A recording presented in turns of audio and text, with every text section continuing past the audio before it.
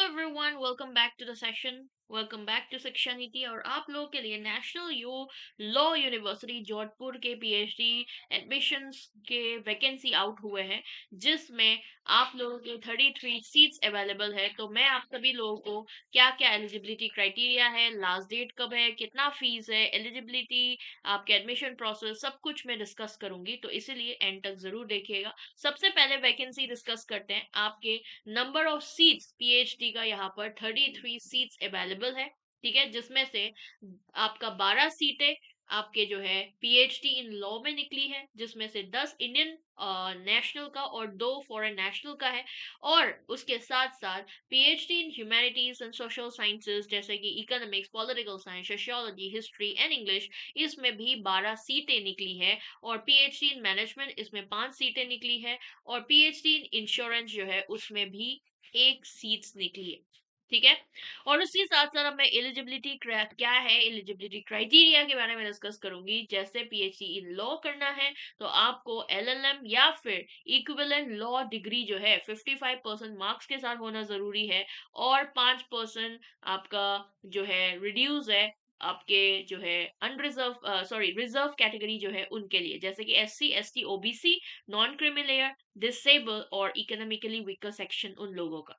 Likewise humanities and social sciences में भी वही सेम है, 55% मार्क्स आपके अनरिजर्व के लिए और 50% आपके रिजर्व कैटेगरी के लिए। एंड देन मैनेजमेंट के भी, इंश्योरेंस के भी वही सेम प्रोसेस जो है वो चलेगा, ठीक है। एडमिशन प्रोसेस किस तरीके से होगा? कैंडिडेट जिसका यूजीसी नेट जीआरएफ क्लियर है कैटेगरी 1 के अंदर आएगा, जिसका नेट है वो कैटेगरी 2 के अंदर आएगा, ठीक है। और बाकी पीएचडी ओनली कैटेगरी वो कैटेगरी 3 के अंदर आएगा। और फॉरेन नेशनल को तो एग्जेम्प्टेड है, आपकी कोई एंट्रेंस टेस्ट नहीं देना पड़ेगा, सिर्फ इंटरव्यू ही देना पड़ेगा, ठीक है।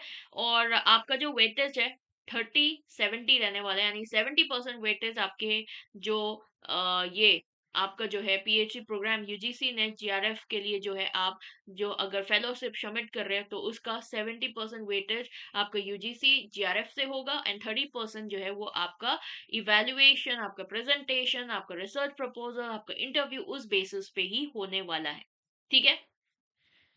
उसके साथ साथ अब देखते हैं कि एडमिशन प्रोसेस जो है 2 हिस्सों में होने वाला है। पहला स्टेज, जैसे कि मैंने ऑलरेडी बोला, आप लोगों का evaluation process, written entrance test भी कंडक्ट किया जाएगा, जिसका जो है डायरेक्ट आपका एग्जेम्प्टेड कैटेगरी में नहीं आते, नॉन एग्जेम्प्टेड कैटेगरी में आता है। और दूसरा आपका इंटरव्यू, ठीक है। इसमें भी आपका जो है 70-30% का रेशियो रहने वाला है, 70 एंट्रेंस टेस्ट और आपका इंटरव्यू 30%। और उसकी के साथ साथ आपका एंट्रेंस टेस्ट जो है एक रिसर्च मेथोडोलॉजी और दूसरा आपका पेपर 2 का रहेगा।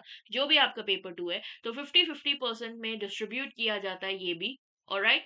और बस इतना सा ही। और आप लोगों का जो है ये अभी भी आप लोगों का एडमिशन प्रोसेस जो है हाल फिलहाल में निकले हैं। मार्च, मेरे ख्याल से मार्च 26 को इसका लास्ट डेट है, तो अभी भी वक्त है, आप लोग अप्लाई कर सकते हो।